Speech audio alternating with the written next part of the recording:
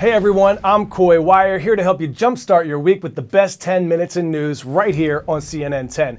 Let's start today with an update on the midterm elections. Last week, millions of adults across the country went to the polls to cast their votes for representatives in Congress, senators, and state and local officials.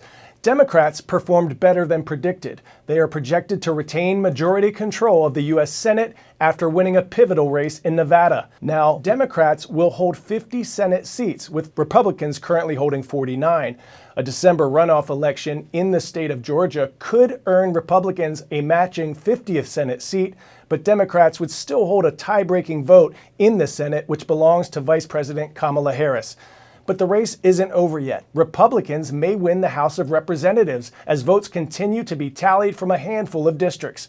If Republicans win the House, they could still stop a significant portion of President Biden's Democratic agenda in his political proposals. Congress makes nationwide laws. The House decides which laws are voted on, while the Senate can approve or block them and confirm appointments made by the president. Let's hear now from CNN's Jessica Schneider, a justice correspondent based in Washington. She has an update on President Biden's proposal to forgive some student loan debt, which would need clear congressional authorization to go through. A federal judge out of Texas who was actually nominated by President Trump is now saying President Biden just does not have the power to forgive these student loans by executive order. And instead, President Biden would need clear congressional authorization to forgive these loans. And he would have had to go through more of a process rather than just simply issuing an executive order. However, we will see an appeal of this decision. The Justice Department has already noticed that it will appeal. And this is ultimately a decision that could be determined by the Supreme Court.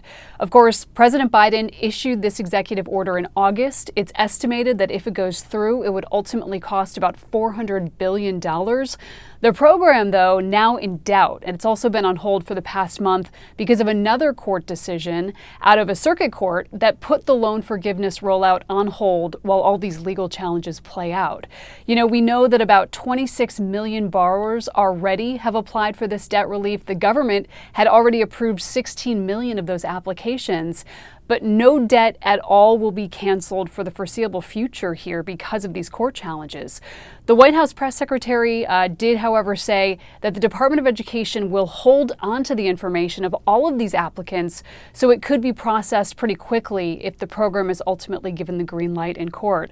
But we'll have to see how the courts decide this. If it does go all the way to the Supreme Court, it's possible that the conservative majority on the Supreme Court could nix this program as well. You know, this has been a majority that's often skeptical of wide-ranging executive and agency action.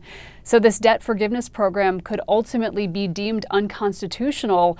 And if that happens, none of these millions of people would get any debt relief. But for now, this program is also on hold. Next up, a film crew searching the Atlantic Ocean for World War II artifacts unexpectedly swam upon something much more modern, a 20-foot-long piece of the Space Shuttle Challenger, which exploded shortly after liftoff in 1986. CNN space and defense correspondent Kristen Fisher has more.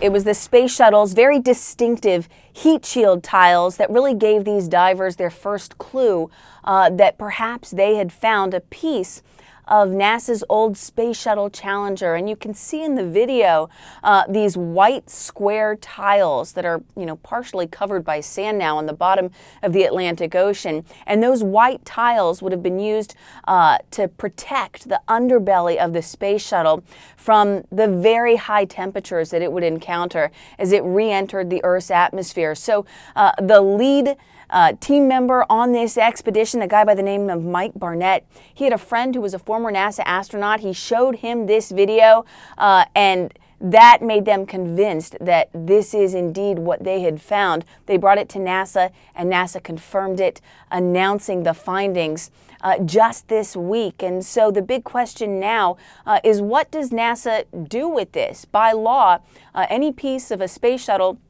is NASA property. So NASA's trying to find a way to do something with this 20 feet section, to do something that would really honor the memory of these 7 astronauts that were killed back in January of 1986, including Krista McAuliffe, who of course would have been the very first teacher in space. Kristen Fisher, CNN, Washington. 10-second trivia. Which U.S. government agency measures job market activity and working conditions? Department of Commerce, Department of State, Bureau of Economic Analysis, Bureau of Labor Statistics. The Bureau of Labor Statistics serves as the statistical resource for the U.S. Department of Labor.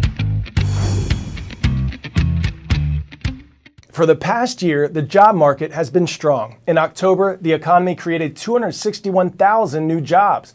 But things may not quite be what they seem. Job hires dropped to a low not seen in more than a year and a half. We'll hear now from CNN business and politics correspondent Vanessa Yurkevich, who's finding out why getting a job might not be as easy as some might think, and how some people are getting creative to get noticed. I'm open to all options. Carly Pavlinac is on stage in a high-stakes competition. The potential prize, a new job. How do you make sure you're working with the right talent, you're finding the right connections? The biggest thing is just being able to communicate the idea. This is not the first time Pavlinac has done something unconventional to land an interview since losing her marketing job in September. After she didn't hear back for a position at Nike, she sent them a cake with her resume on it. I've been applying. Obviously, that hasn't worked yet, so let me throw something new in the mix and see if that, works. Her resume cake making headlines. I've since talked to a bunch of people at Nike, but still no job. But the economic data tells a different story. The jobs market is strong. There are 10.7 million open positions, labor shortages, and hundreds of thousands of jobs being added each month. Yet some job seekers, even with a viral cake moment, can't seem to land one. On the surface, a still fairly strong labor market, but if you go a couple of layers under, you are starting to see more significant cracks in the surface that suggest we should eventually see it in those more popular headline type labor market readings. Cracks like a slowdown in hiring, as seen in this week's job openings survey. Hires dropping to 6.1 million, the lowest since February 2021. And the tech industry is shedding jobs 86% more than last year. My perception of the job market was there were a ton of jobs out there, and it was going to be easy to find a job. And that actually hasn't been the case. Another crack of the 10.7 million open jobs, some companies might be advertising positions they aren't actively trying to fill. I have applied to many jobs that they're still sitting there. That's been a giant question in my head. It's called pipelining talent. Companies post jobs to develop a pool of candidates. Recruiter Laura Mazzullo says she sees companies do it all the time. Candidates don't know that's what's happening. So they're being pipelined when actually they think they're applying for an active job. And this is where we're seeing a bit of a disconnect. That may mean as the labor market weakens, job seekers can't be as picky. Our goal is potentially to give away 2 jobs tonight. I have been picky in that sense of where I want to work, but I know what I want. I'm still searching, still talking to people. I've come to terms that it is taking longer than I thought. Vanessa Yurkevich, CNN, New York.